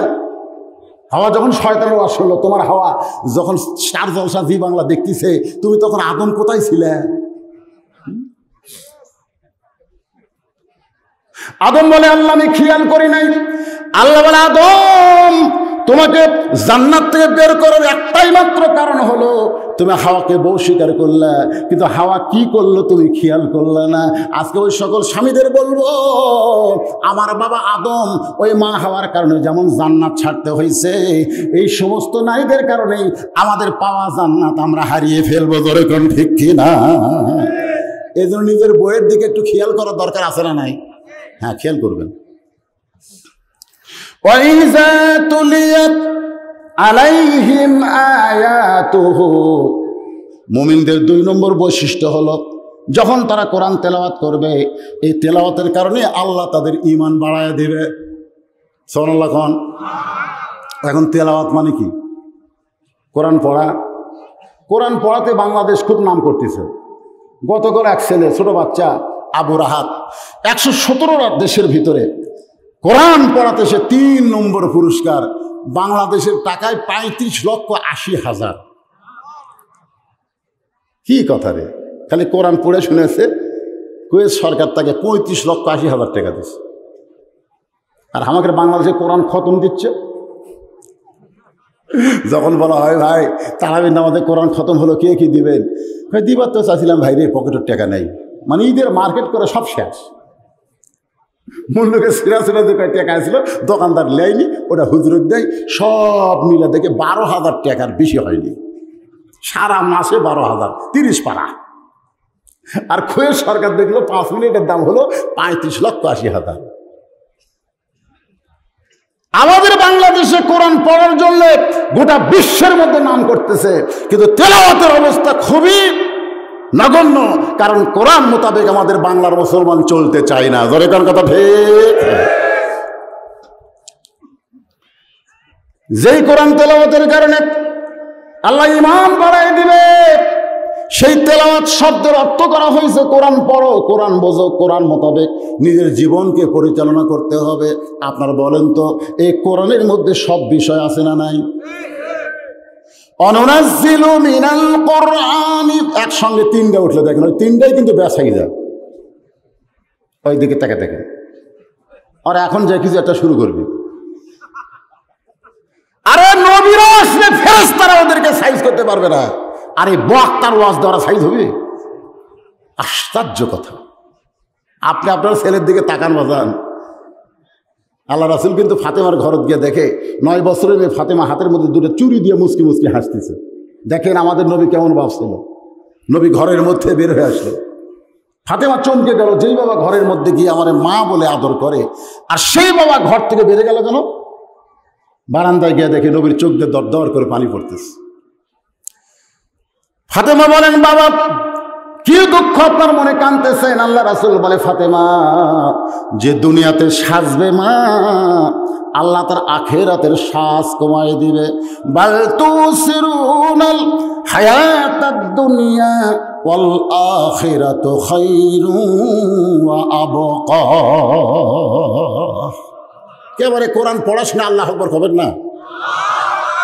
তো এখন ফাতেমাদের মন একটু খারাপ, হাতের দুটা চুরি খুলে দিছে ফেলে। নবী আবার দৌড়ে গিয়ে 2 চুরি কুড়ে আনছে, পকেটের মধ্যে যে ঢুকেছে। ফাতেমা বলতেছে, বাবা যেই চুরি হাতে দেওয়ার কারণে আপনার মন খারাপ হলো। আল্লাহ রাসূল বলে, ফাতেমা মনে কষ্ট নিও না, মনে কষ্ট নিও না। তুমি নবীর মেয়ে বলে জান্নাতে যাবে, এইটা একটা বারের জন্য মনে রাখবা না। জান্নাতে যদি যাবার চাও, জান্নাতের আমল করে তোমাকে জান্নাতে যাওয়া লাগবে। সুবহানাল্লাহ, সুবহানাল্লাহ। ফাতেমা বলে, বাবা তাহলে চুরি পকেটের মধ্যে ঢুকালেন কেন? আল্লাহ রাসূল বলে, রাগ করিস না মা, একদিন তোর নাকে নাকফুল পরায় দেব, একদিন তোর কানে দুল পরায় দেব, একদিন তোর গলায় মালা পরায় দেব। ফাতেমা বলতেছেন, বাবা সেটা কবে? আল্লাহ রাসূল বললেন, যেদিন তোমার বিবাহ হবে। কারণ বিবাহের আগে কোনো মেয়ে মানুষের এগুলা পরা জায়েজ না। মেয়েরা কেবলমাত্র একজন পুরুষের জন্য এগুলা পরবে, যে পুরুষটা হলো তার স্বামী। স্বামী ছাড়া অন্য কারোর জন্যে হাতে চুরি দেওয়া লাগবে না। কথা কয় না? স্বামী ছাড়া, স্বামী যদি না থাকে, তোর বিয়ে হয়নি, তুই এত সাজা ঘুরিস কেন? আমি মায়েদের বলতেছি, তোমার বিয়ে হয়নি, তুমি কার জন্য সাজো? মেয়েরা কেবলমাত্র এক ব্যক্তির জন্য সাজবে, সেই ব্যক্তি হলো তার স্বামী। স্বামী ছাড়া একটা জিনিস সাজা যাবে না। একের প্লাজো পায়জামা পরে আধা টাকনুর উপর হাই হিল পরে কিলকিল করতেছে। আগে অন্যায় ছিল এইরকম, আগেকার মেয়েরা অন্যা বুক ঢাকতো, আর এখন মেয়েরা অন্যা ঘুরে দিচ্ছে, এরকম ঘুরে এই পিছন দিকে দিচ্ছে। সামনে খালি দুটো লাইট দেখা যাচ্ছে, লাইট। আমাদের ছেলেদের কোনো দোষ নাই, এই ব্যাপারটা নারীরা আমাদের ছেলেদেরকে নষ্ট করতেছে। আমি সরকারকে বলবো, নারী নিরাপত্তার নামে ধর্ষণের আইন, অ্যাসিড মারার আইন না করে নারী নিরাপত্তার নামে পর্দার আইন চালু করতে হবে। আজকে ঘরে ঘরে যদি পর্দা হয়ে যায়, আমাদের একটা ছেলেও নষ্ট হবে না। আর নষ্ট হওয়ার পিছনে কারণ হলো এই বেপর্দা নারী। একটু মনোযোগ দিবেন। ওয়াইজা তুলিয়াত আলাইহিম আয়াতুহু, যখন কোরআনের আয়াতকে তেলাওয়াত করবা, যাদাতুহুম ঈমানান, আল্লাহ তখন তোমাদের ঈমানকে বাড়ায় দিবে। সুবহানাল্লাহ। কোন এই ঈমান বাড়ার লক্ষণ কি? বর্তমানে আমাদের বাংলাদেশে ঈমান বাড়ার লক্ষণ নাই। ঈমান বাড়ার লক্ষণ হলো অন্যায় দেখলে আপনি দেখবেন ওই ব্যক্তির ঈমান বাড়ে গেছে যে অন্যায়কে বরদাস্ত করতে পারে না। অন্যায় দেখলে নিজের জীবনের দিকে খেয়াল করে না, আল্লাহর দিকে খেয়াল করে। কারণ আল্লাহ বলেছেন, ওয়ালা তাকুলু লিমান ইউকতালু ফি সাবিলিল্লাহি আমওয়াত বাল আহইয়া, আমার রাস্তায় যাদেরকে হত্যা করা হবে, অন্যায়ের প্রতিবাদ করতে গিয়ে যাদেরকে জেল জুলুম ফাঁসি দেওয়া হবে, তোমরা কোনোদিন মনে করো না তারা পরাজিত হয়ে গেছে, মরে গেছে। আমি আল্লাহ বলতেছি, তারা চির অমর হয়ে গেছে। সুবহানাল্লাহ। ৭২ জন সঙ্গীকে নিয়ে হোসাইন রাদিয়াল্লাহু কারবালার প্রান্তরে যখন তাঁবুতে বসেছিলেন, দুটা সাহাবী গভীর রাত্রে ঢুকছে। একটা হলো আব্দুল্লাহ ইবনে মাসউদ, একটা হলো আব্দুল্লাহ ইবনে ওমর। দুজন সাহাবী হোসাইনের কাছে গিয়ে বলে, ভাই আমাদের বয়সী তুমি, আমাদের যে বয়স তোমার বয়সে একই বয়স, তো খামাখা গন্ডগোল করে লাভ কি? খামাখা গন্ডগোল করে লাভ কি? তুমি যাও না ভাই, তুমি কুফায় যাও না, বরং তুমি মদিনায় থাকো। তোমার নানা হলো বিশ্ব নবী, তোমার বাবা হলো বিশ্ব আলেম, তোমার মা হলো খাতুনে জান্নাত। মদিনায় ধৈর্য ধারণ করে থাকো ভাই। হোসাইন রাদিয়াল্লাহু তখন বলেছিল, এতদিন পর্যন্ত তো কিছু বলিনি, এতদিন পর্যন্ত চলেছে খেলাফত, আর এখন চলতেছে মুলকিয়াত। মুলকিয়াতের মালিক কোনো মানুষ না, মুলকিয়াতের মালিক হচ্ছে আমার আল্লাহ। জোরে কোন কথা ঠিক কিনা? তাহলে আল্লাহর মুলকিয়াত যদি কোনো মানুষ নিতে চায় তখন তার বিরুদ্ধে আমাকে নড়তে হবে। আব্দুল্লাহ ইবনে ওমর বললেন, আপনি তো একা নড়ে কি করবেন? আপনার তো কেউ নাই। হোসেন বলতেছে, আমার কেউ নাই। এ কথা আপনাদের কে বলেছে? যার কেউ নাই তার কে আছে?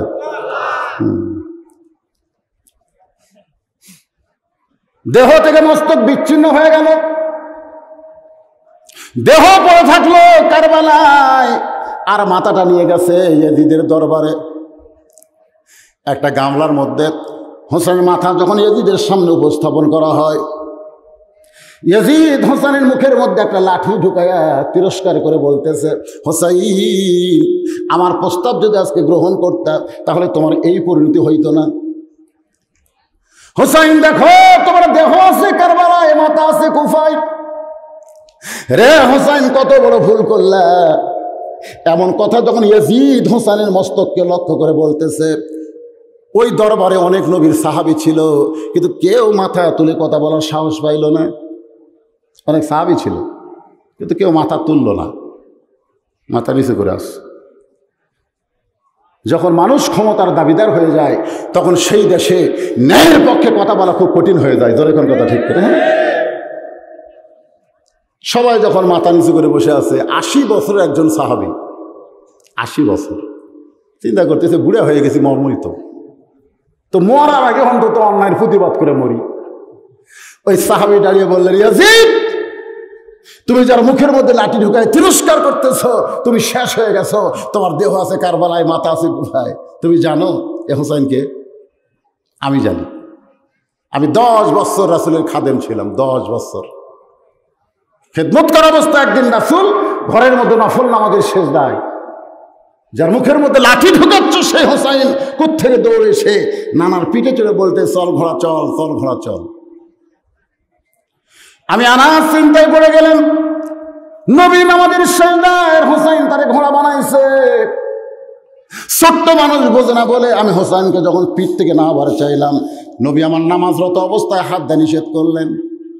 কিছুক্ষণ পরে হোসেন বলতেছে, যে ঘোড়া চলবে না এই ঘোড়ার পিঠে বসে আমার লাভ কি? এই বলে হোসেন যখন ঘর থেকে বেরিয়ে যায়, নবীর সেজদা থেকে মাথা তুলে নামাজ শেষ করলো। আমি বললাম, ইয়া রাসূলুল্লাহ, এত বড় বেয়াদবি হোসেন করলো, আমি পিঠ থেকে নামাবার চাইলাম কিন্তু নামাতে নিষেধ করলেন কেন?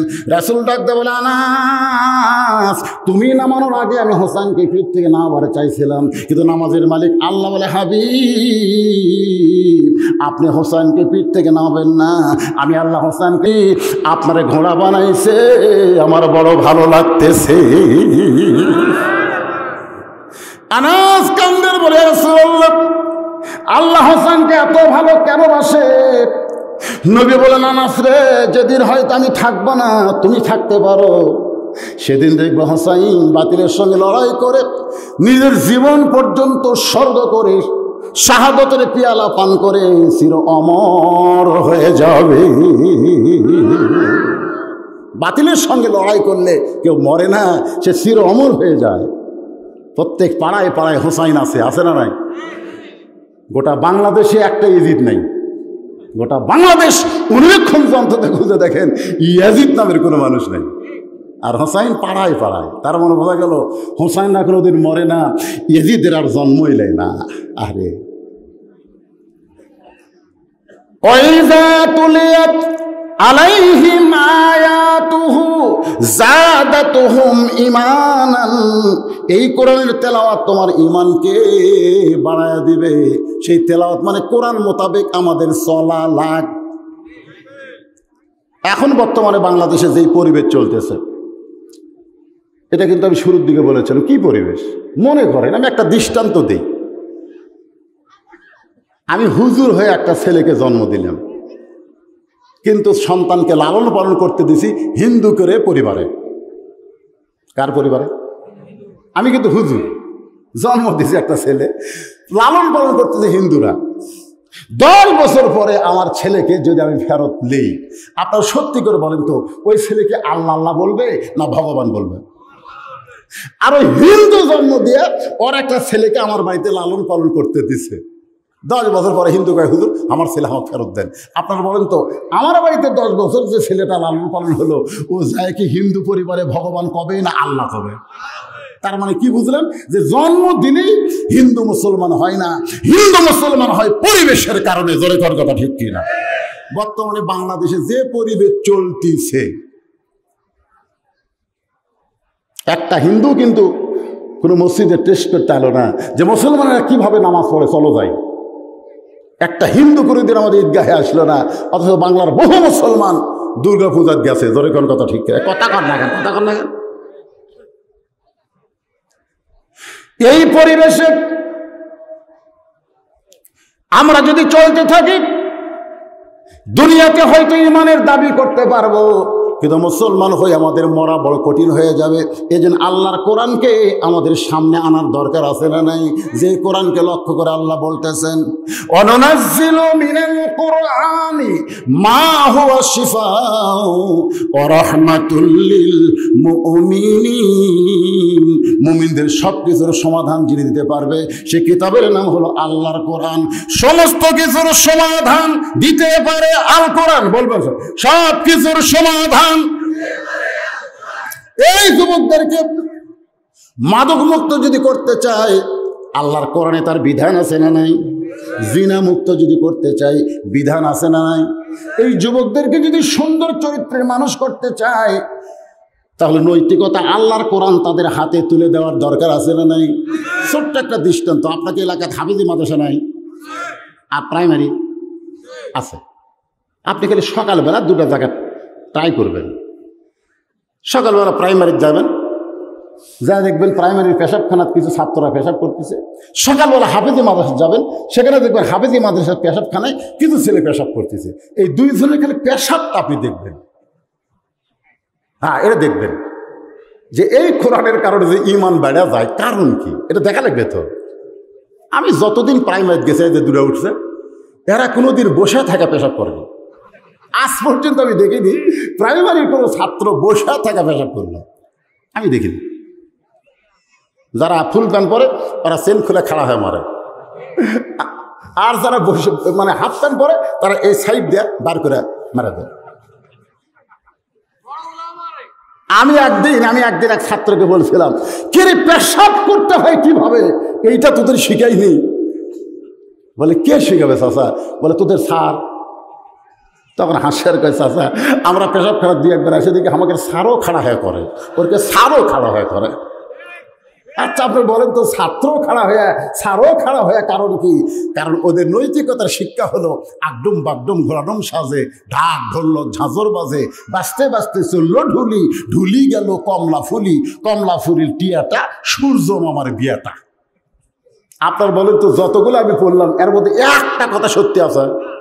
একটা কথা, আইরে আইটি নায়ে ভরা দিয়ে না লেগেল বোয়াল মাছে, তাই না দেখা ভদর নাচে। আপনারা সত্যি করে বলেন তো, একটা নৌকা কোনোদিন বোয়াল মাছে নিয়ে যেতে পারবে? এই যে নৌকার, আপনি নৌকা নিয়ে হননি, আপনি কি নৌকা একেবারে এই কবিতা দিয়ে সর্বনাশ করে হেলতেছেন? আপনি জানেন পৃথিবীর সর্বপ্রথম যে যানবাহন, পৃথিবীর সর্বপ্রথম যানবাহন আল্লাহর হুকুমে নূহ নবী তৈরি করেছে, সে যানবাহনের নাম কি? নাম কি? আর কবিতার মধ্যে কি বলতেছে? আইরে আইটিয়ে নৌকা ভাড়া দিয়ে না গেল বোয়াল মাছে। তাহলে তা 5 লাখ মারা দরকার। এই শিক্ষায় শিক্ষিত হয়ে ইমান বাড়তেছে। আর হাফেজে মাদ্রাসায় গিয়ে দেখেন পেশাবখানায় তারা বসে পেশাব শুধুই করতেছে না, ওই পেশাবটা ক্লিয়ার করার জন্য তারা গলা খাকারি মারতেছে। পেশাব যখন হয়ে গেল পানি খরচ করতেছে, পানি খরচ করার পরে ওযু করতেছে। জিজ্ঞাসা করেন, বাবা এভাবে পেশাব তুমি কেন করলা? তখন এই বাচ্চারা বলবে, আমরা আল্লাহর কোরআন পড়ি, আর কোরআন ধরতে গেলে নিজের শরীর আগে পবিত্র করতে হয়। তাহলে চিন্তা করেন, যেই কোরআন ধরতে গেলে শরীর পবিত্র করা লাগবে, সেই কোরআন যখন কেউ তেলাওয়াত করবে, কোরআনকে গ্রহণ করবে, আল্লাহ বলেছেন যাদাতুহুম ঈমানান, আল্লাহ তার ঈমান বাড়ায়া দিবে। আয়াতুহু, যখন তারা কোরআনের আয়াতকে গ্রহণ করবে, আয়াতকে গ্রহণ করার কারণে যাদাতহুম ঈমানান, আল্লাহ তাদের ঈমানকে বাড়ায় দিবে। আমাদের ঈমান বাড়ানোর দরকার আছে না নাই? 3 নম্বর বৈশিষ্ট্য হলো ওয়া আলা রাব্বিহিম ইয়াতাওয়াক্কালুন। এই বৈশিষ্ট্যটা একটু মনোযোগ দিয়ে শুনবেন।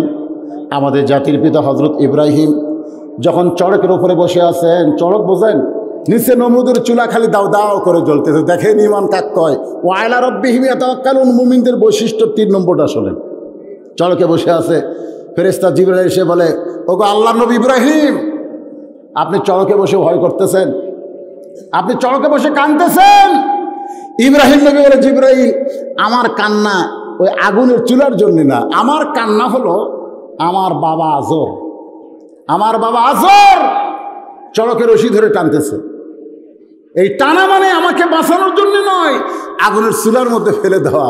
আমার আফসোস, দুনিয়াতে কোনো সন্তান বিপদে পড়লে তার বাবা তাকে বাঁচানোর চেষ্টা করে, আর এমন একজন বাবার আমি সন্তান যে আমি বিপদে পড়েছি, আমার বাবা আমাকে আগুনে ফেলে দেওয়ার চেষ্টা করতেছে। এই কারণে আমার চোখ দিয়ে পানি পড়তেছে, আমি কেমন বাবার সন্তান হলাম। আজকে যারা এখানে বসে আছেন, আপনারা কেমন বাবার সন্তান হলেন? ইব্রাহিমের বাবা ইব্রাহিমকে আগুনে ফেলে দেবার চাই, আপনাদের বাবা আপনাদেরকে জাহান্নামে ঠেলে দেবার চাচ্ছে। জোরে কোন কথা ঠিক কিনা? কথা কোন ঠিক কিনা? ভাই রে, আপনি বুঝে নেবেন, আপনি সেই ছোট মাসুম বাচ্চা, আপনার হাতে আপনার বাবা কোরআন শরীফ না দিয়ে আগডম বাগডম ঘোড়াডম বই দিয়েছে আপনার বাবা। আপনি কিন্তু বলেন নাই যে প্রাইমারির যাবো না, হাফিজ মানুষের যাবো, কিন্তু আপনি বলেন নাই। আপনার বাপ মা সিদ্ধান্ত নিয়েছে আমার বাবাকে কোন সন্তানকে কোন শিক্ষা দেব, এই শিক্ষা কিন্তু আপনার বাপ মা সিদ্ধান্ত নিয়ে। কথা কোন ঠিক কিনা? সিদ্ধান্ত আপনারা বলেন তো, সিদ্ধান্ত কি ঠিক করছে? আর কথা কয় না। সিদ্ধান্ত কি ঠিক করছে? মুসলমানের সর্বপ্রথম শিক্ষা কি? শিক্ষা কি?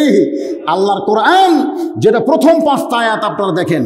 প্রথম 5টা আয়াত জিবরাইল বললেন, ইকরা বিইসমি রাব্বিকাল্লাযী খলাক, খলাকাল ইনসানা মিন আলাক। ওগো নবী, আপনি পড়েন সেই আল্লাহর নামে যে আল্লাহ আপনাকে সৃষ্টি করেছে। তার মানে বোঝা গেল যেই পড়াতে বিসমিল্লাহ আছে, সেই পড়াটাই মুসলমানকে গ্রহণ করতে হবে। ঠিক করে বলেন? আপনি ছেলে হয়ে সারাদিন ঘুরতেছেন, ছেলে হয়ে সারাদিন ঘুরতেছেন, মেয়ে হয়ে সারাদিন ঘুরতেছে, অথচ বাবা কিছুই বলতেছে না। আল্লাহ কোরআনে বলেছেন, কু আনফুসাকুম ওয়া আহলিকুম নার।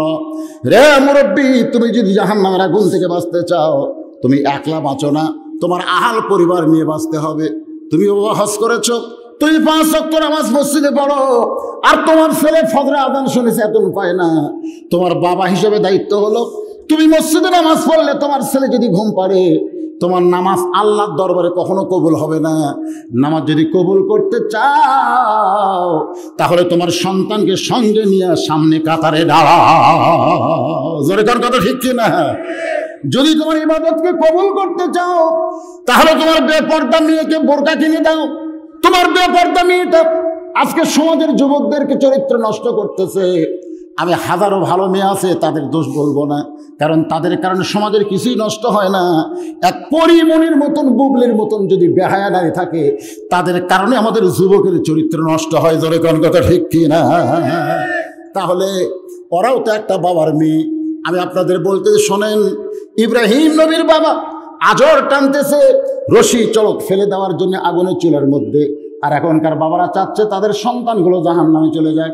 আপনি দেখেন, আপনার ছেলে সারাদিন যে স্ক্রিন টাচ মোবাইল নিয়ে ঘরে, সেই মোবাইলটা একবার আপনি হাতে নেন, দেখি বেটা তোর মোবাইলটা দেখি। আপনি তো কিনে দিয়েছেন অনলাইনে লেখাপড়া করার জন্যে, কারণ করোনার সময় স্কুল কলেজ বন্ধ ছিল, লেখাপড়া চালু রাখার জন্য অনলাইনে শিক্ষা দেওয়া শুরু করলো।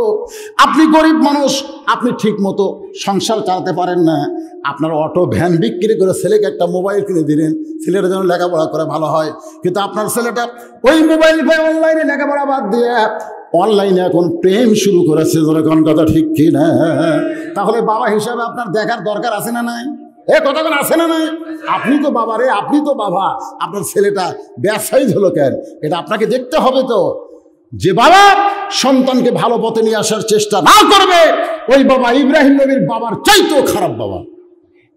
ইব্রাহিম বলতেছে আমাকে তো আগুনে ফেলে দেওয়ার জন্য আমার বাবা রশি টানতেছে, আর ওই সকল বাবারা তাদের সন্তানকে জাহান্নামে ফেলে দেওয়ার জন্য রশি ঢিল দিয়ে থসে। এরকম কথা ঠিক কিনা? হ্যাঁ। ফেরেশতা বললেন, ওগো নবী, আপনি যদি চান আল্লাহ আমাকে 600 পাকা দিয়েছে, 600, তাহলে একটা পাকার বাতাস দিব, আগুনের চুলা সহ আগুন সাগরের মধ্যে গিয়ে নিভে যাবে। আমাদের জাতির ভিতর ফেরেশতা জিবরাইলের দিকে তাকায় বললেন, হাসবি আল্লাহু, পড়েন হাসবি আল্লাহু নি'মাল ওয়াকিল ওয়া নি'মাল মাওলা ওয়া নি'মান নাসীর। ওয়ালা, পড়েন ওয়ালা রাব্বিহিম ইয়াতাওয়াক্কালুন। মুমিনদের 3 নম্বর বৈশিষ্ট্য আমাদের জাতির বিয়ে শিক্ষা দিয়েছে জিবরাইল, মাখলুক হয়ে মাখলুকের কাছে সাহায্য চাওয়া হারাম। মাখলুক হয়ে মাখলুকের কাছে সাহায্য চাওয়া হারাম। আমিও ইব্রাহিম মাখলুক, তুমি জিবরাইল মাখলুক। খালেককে সৃষ্টি হয়ে সৃষ্টির কাছে সাহায্য চাওয়া হারাম। আমি ইব্রাহিম ইনসান, আর তুমি জিবরাইল মালাইকা। তুমি বলো তো, ইনসান এবং মালাইকা, ফেরেশতা এবং মানুষকে কে সৃষ্টি করছে? তাহলে তুমি 600 পাকা নিয়ে আমার কাছে মশান মারতে চায়, 1 পাকার বাতাস দেব, আগুনের চুলা সাগরের মধ্যে গিয়ে নিভে যাবে। আমি ইব্রাহিম ইমান থাকা অবস্থায় আমি ফেরেশতার কাছে সাহায্য চাবো না। সাহায্য যদি চাইতে হয় কেবলমাত্র কার কাছে? ওয়ালা রাব্বিহিম ইয়াতাওয়াক্কালুন। আমি ভরসা করে আছি আল্লাহর দিকে। সঙ্গে সঙ্গে আল্লাহ বললেন, কুলনা ইয়া নারু কুনি বারদাও ওয়া সালামান আলা ইব্রাহিম। ইব্রাহিম রে, দুনিয়ার কোনো দিকে না তাকায় আমি আল্লাহ তোর ইমান এত বাড়ায় দিছি, ইমানের পাওয়ারে নমরুদের চুলাকে আমি শান্তির বাগান বানায়া দিলাম। ফেরাউন বলতেছে, মুসা কোন দিকে যাবে? 3 দিকে আমরা লাঠি সোটা নিয়ে দাঁড়ায় আছি, একদিকে সাগর, তোমার যাওয়ার কোনো রাস্তা নাই। মুসা আল্লাহর দিকে তাকায় বলে, আল্লাহ, ফেরাউন বলতেছে আমার বলে যাওয়ার রাস্তা নাই। আচ্ছা তুমি কি বলো আল্লাহ? আমি এতদিন তোমার সঙ্গে গল্প গুজব করলাম, এই ফেরাউন আমাকে বলে রাস্তা হেরে গেছে, আমার যাওয়ার রাস্তা নাই, আমি তোমার দিকে তাকায় আছি, আমি তোমার দিকে তাকায় আছি। সকলে পড়েন, নাসরুম মিনাল্লাহি ওয়া ফাতহুন করিব ওয়া বাশশিরিল মুমিনিন। আল্লাহ 12টা রাস্তা বানায় দিছে, সাগরকে আল্লাহ রাস্তা বানায় দিল।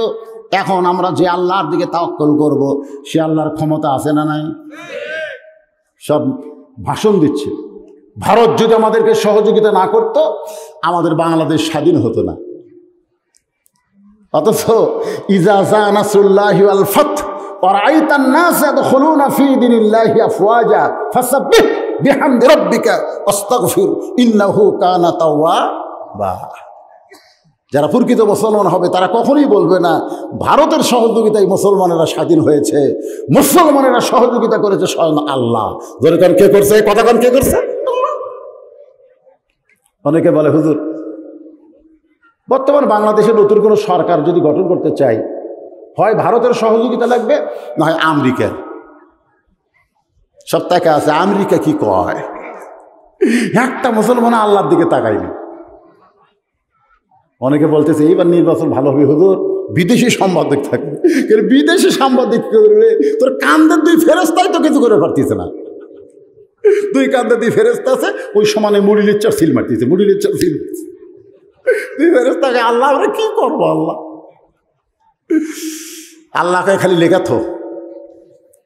বেড়া এসে গল্প করতেছে, দরজালা বন্ধ করে কাম করছে, কেউ দেখেনি। ফেরেশতাকে আল্লাহ এখন কি লেখবো? আল্লাহ বলতেছে এখন কি লিখবি? কারণ কি ইমানই নাই। বেঈমান বিনা হিসাবে জাহান্নাম। বেঈমানদের কোনো হিসাব লাগবে না, আল্লাহ বিনা হিসাবে জাহান্নাম দেবে। যারা বলবে দরজালা বন্ধ, কেউ দেখেনি, তাদের ইমান নাই। তোমার 2 কান্দে 2 মোহরি, লেখিতেছেন ডায়েরি, দলিল দেখে রায় দিবে, টাকা পয়সার নাই কারবার। সবাই বলেন আছেন আমার মুক্তার, বলেন আছেন আমার ব্যারিস্টার, সেই বিচারের হাইকোর্টেতে তিনি আমায় করবেন পার, আমি পাপী তিনি জামিনদার। পারাপারে থাকলে তারা, পারাপারে থাকলে তারা, সঙ্গে নিয়েও গাড়ি ভাড়া। গাড়ি ভাড়া মানে কি নেক আমল, নামাজ রোজা হজ যাকাত। পারাপারে থাকলে তারা, সঙ্গে নিয়েও গাড়ি ভাড়া।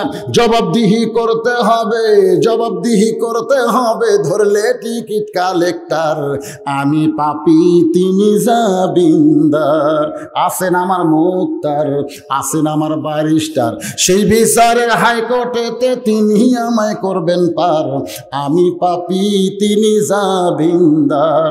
মনের ঘরে তালা দিয়া চাবি নিয়া আসেন সাই। সুবহানাল্লাহ। মনের ঘরে তালা দিয়া চাবি নিয়া আসেন সাই, আমি অধম সাধ্য কি তার হুকুম ছাড়া বাইরে যাই, হুকুম ছাড়া বাইরে যাই। মনুরে ও মনুরে, পারাপারে থাকলে তারা, সঙ্গে নিয়ে আমিল সলিহাতি, নেক আমল আমাদের সঙ্গে যদি নিবার চাই, তাহলে মুমিনদের তিনটা বৈশিষ্ট্য ছাড়া উপায়, জোরে কোন উপায়